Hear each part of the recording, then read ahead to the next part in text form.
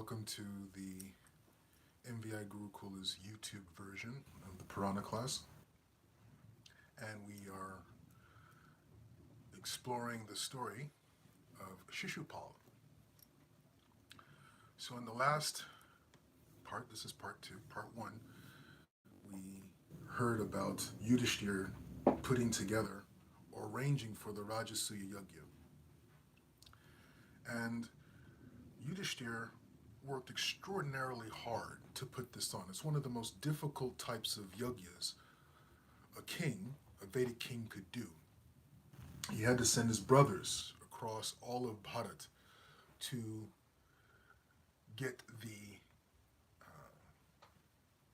not permission, but to get the agreement and the cooperation of all the kings of Bharat. And those kings that were against the idea, they fought back, and his brothers had to defeat them in battle.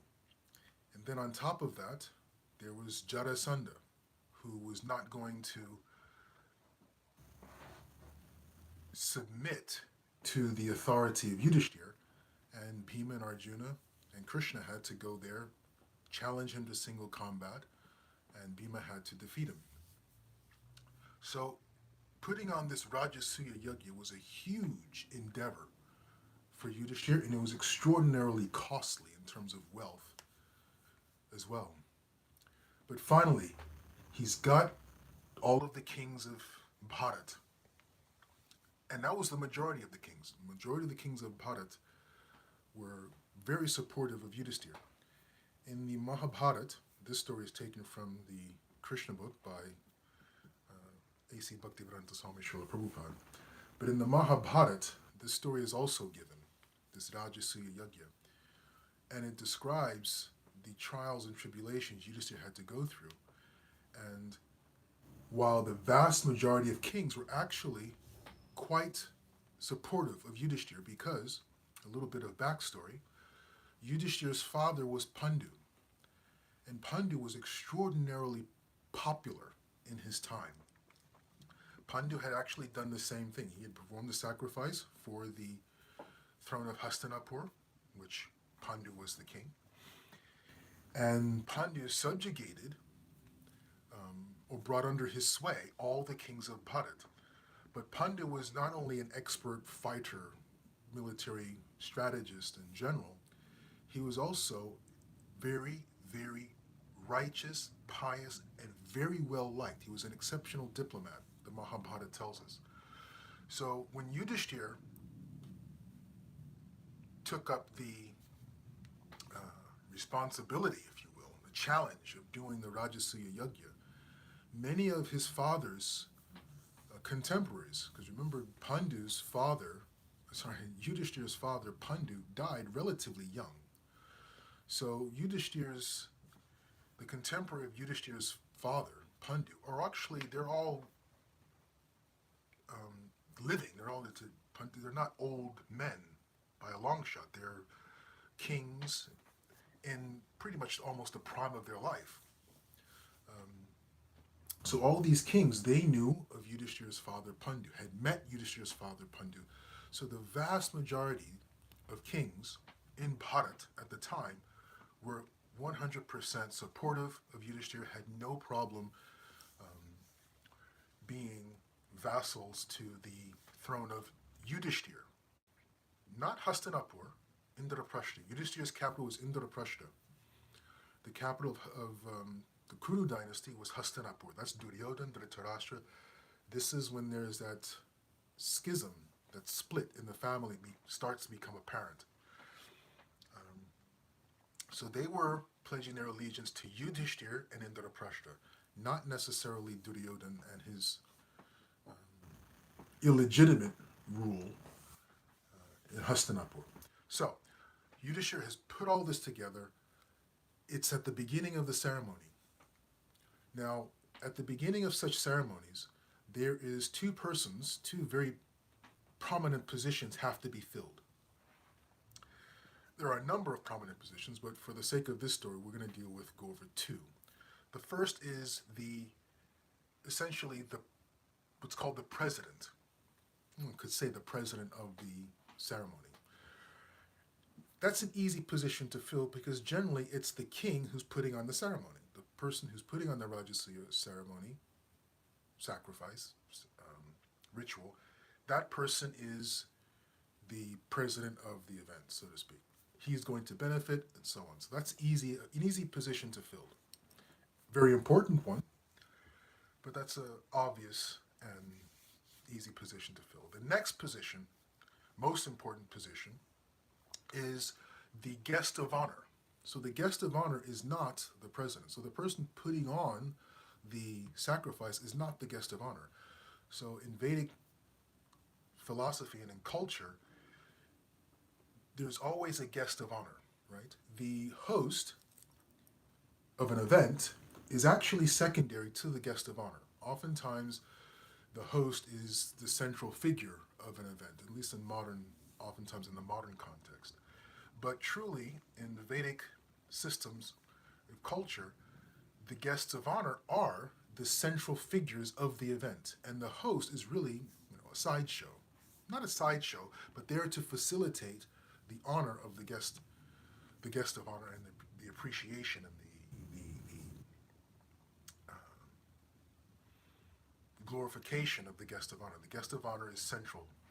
So who's going to be the guest of honor? Now remember, all kinds of personalities. First of all the great sages in Vedic civilization are there. Parasara Muni, Sukracharya, Vyasadeva. All the who's who of the great saintly persons are there at the Rajasuya Yajna.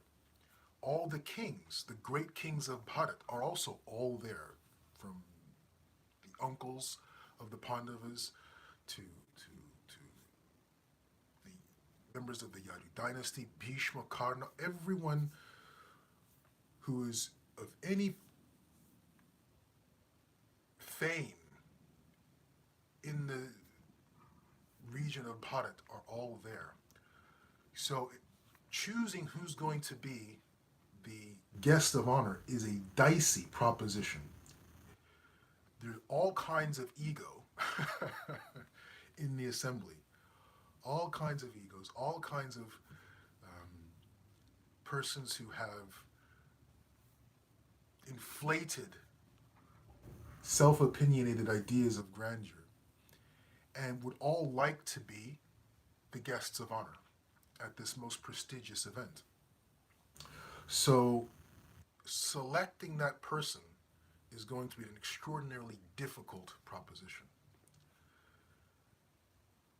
As they're discussing this, trying to figure this out, the youngest brother of the five, right? There's five brothers are Yudhishthir, Bhima, Arjun, Nakul, and Sahadev. Sahadev is the youngest. Nakul and Sahadev are twins. Sahadev is the youngest twin. Sahadev, even though he's the youngest twin, he's very much well versed in social etiquette. Extremely well versed in social etiquette. In fact, that's one of his defining characteristics of who he is and his personality. Very well versed in the sciences of astrology and things like the predictive sciences and things like that, predictive arts and things like that. Culture. So Sahadev, he speaks. And he says, the person, addresses the entire assembly, all the who's who of the day. He says, the person most qualified to be given as Agra Puja. Agra Puja is what it's called. The first offering, the first worship, if you will, of the puja. The person's given the guest of honor. It's called Agra Puja. So Sahadev addresses the assembly and says, the person who is most befitting of Agra Puja, of everyone here, is Krishna. There is complete agreement. Not one dissenting voice.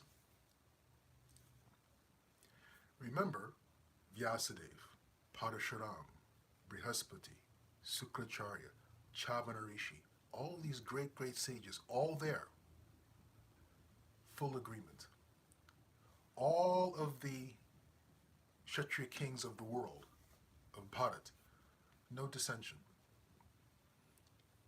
In fact, many people applauded, we know from the Mahabharata, many people applauded Sahadev's choice in the recognition that yes, Krishna is the one that universally, almost universally, it will be accepted for him to receive Agra Puja and to be the guest of honor.